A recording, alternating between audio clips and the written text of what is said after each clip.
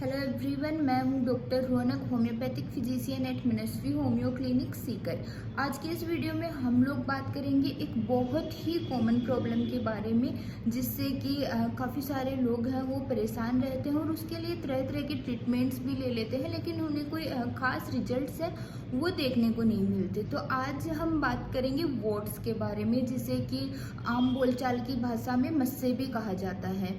सबसे पहले हम जानते हैं कि वोट्स होते क्या हैं और ये किस वजह से होते हैं। तो वोट्स है वो एक छोटी सी नॉन कैंसरस टाइनी ग्रोथ्स होती है, या फिर हम कहें कि ये आउट ग्रोथ्स होती हैं, जो कि एक वायरस होता है ह्यूमन पेपिलोमा वायरस, उसकी वजह से होती है। ये जो एचपीवी फैमिली का वायरस होता है ये ट्रिगर करता है सेल्स की ओवरग्रोथ को, जिसकी वजह से किसी एरिया में सेल्स ओवरग्रोथ हो जाती है और उनकी आउटग्रोथ हो जाती है, जिससे कि हम वोट्स कहते हैं। आमतौर पर ये देखा गया है कि कोई ऐसी जगह है जहाँ पे कोई कट है या फिर कोई इंजरी है, वहाँ पर हमें वोट्स ज़्यादा देखने को मिलते हैं। या फिर कोई भी क्रोनिक स्किन डिजीज रही है, या फिर कुछ ऐसी मेडिकेशंस रही हैं जैसे कि रूमेटॉइड आर्थराइटिस की मेडिकेशंस हैं, सोराइसिस की मेडिकेशंस हैं, अगर किसी ने वो लंबे टाइम तक ली हैं तो उसकी वजह से वोट्स हो सकता है। वोट्स जो है वो एक दूसरे को स्प्रेड है वो बहुत आसानी से हो सकते हैं। तो हमें काफ़ी टाइम बच्चों में देखा जाता है कि जब एक छोटा वोट्स हो जाता है वो उसको पूरे दिन टच करते रहते हैं, उसको स्क्वीज करके उसका फ्लूइड है वो इधर उधर लग जाता है और उसके बाद में वोट्स है वो बाकी जगह भी हो जाते हैं। तो हमें इस चीज़ को बच्चों में या फिर बड़ों में हमें ध्यान रखना है कि वोट्स स्प्रेड होते हैं, ये एक से दूसरे व्यक्ति तक न जाए, इस बात का ध्यान रखा जाए। जिस व्यक्ति को वोट्स है उसका जो पर्सनल सामान है, टॉवेल है, वो कोई दूसरा आदमी नहीं यूज करे। कई बार होता है कि हम बाहर नाई के पास जाते हैं, वो सेम रेजर से शेविंग कर देता है, उसकी वजह से लोगों को बियर्ड पे वोट्स आ जाते हैं। वैसे तो नॉर्मली लोगों में वोट्स है वो हमें हैंड्स और फुट में, हाथ पैर में ही देखने को मिलता है, लेकिन ये कोई ऐसे फिक्स्ड नहीं है। बाकी जगह पर भी हमारे फेस पे, बियर्ड पे, जेनाइटल्स में, पैरों के तलवों में, सोल्स में कहीं भी वोट्स हो जाते हैं। तो इसी आधार पर हम वोट्स की बात करते हैं कि ये कितने टाइप्स के हो सकते हैं। सबसे पहले अगर हम बात करें तो कॉमन वोट्स होते हैं, जो कि बिल्कुल रेड रेड कलर के से होते हैं और ये हमें नॉर्मली हैंड्स पर देखने को मिलते हैं।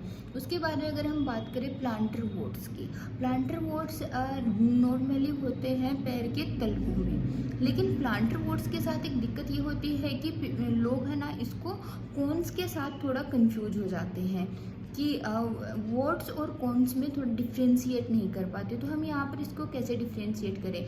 अगर आपके पैर में सख्त ऐसे वोट्स हो गया हो, बहुत सख्त सफ़ेद सफ़ेद दिख रहा हो और उसके एकदम सेंटर में एक ब्लैक पॉइंट हो, तो हम इसको वोट्स मानेंगे। और अगर ऐसा नहीं है तो ये कौन होता है, जो कि नॉर्मली हमारे प्रेशर की वजह से शरीर में ओवरग्रोथ हो जाती है।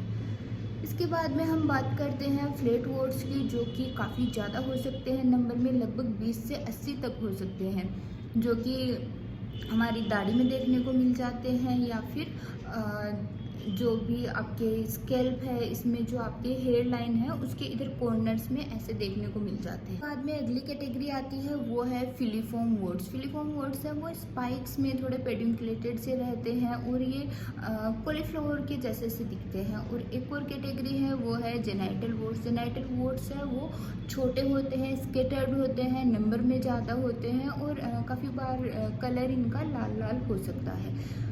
अब हमने वोट्स की बात कर ली है कि कैसे क्या होते हैं, तो हमें जो मेन प्रिकॉशंस है वोट्स का, वो हमें ये ध्यान रखना है कि हमें इनको बार बार टच नहीं करना है। जो अपने हाथ हैं उनको रेगुलरली धोते रहना है और वोट्स हैं उनको हमें ड्राई रखने की कोशिश करनी है।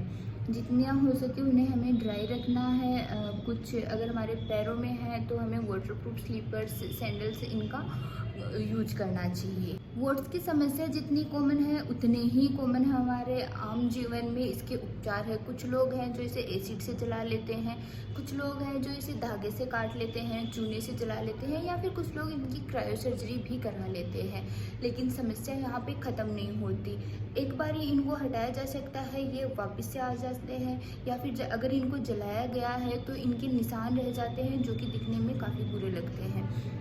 वैसे तो नॉर्मली बात की जाए तो 50% वोट्स हैं वो कुछ हार्मफुल नहीं होते, वो सिर्फ एक अपीयरेंस के हिसाब से बुरे लगते हैं।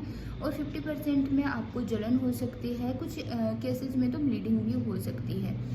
तो इसका जो सबसे सफल इलाज है वो होम्योपैथी में है। इसमें बिना किसी भी तरह का इसको कट लगाए हुए और अपने आप होम्योपैथिक दवाइयों से ही ये वोट्स झड़ जाते हैं और बाद में दोबारा होते भी नहीं। ऐसी सिचुएशन में जहाँ पर हमें कोई साइड इफ़ेक्ट नहीं देखने को मिले, हमारी रिकरेंसी भी दोबारा से न हो और हमारे वोट्स परमानेंट जड़ से क्योर हो जाए, इसके लिए होम्योपैथी है वो एक बहुत ही अच्छा ऑप्शन है। होम्योपैथी में काफ़ी ऐसी दवाएं हैं जिनको टाइम टू टाइम लेकर कुछ ही समय में वोट्स हैं वो जड़ से ख़त्म हो जाते हैं। तो अगर आपको भी ये समस्या है तो अपने नज़दीकी होम्योपैथिक फिजिशियन से आज ही संपर्क करें और अपने वोट्स हैं उनको जड़ से ख़त्म करें, चाहे से वो ब्लीडिंग वोट्स हैं या फिर आपको अपीयरेंस के हिसाब से।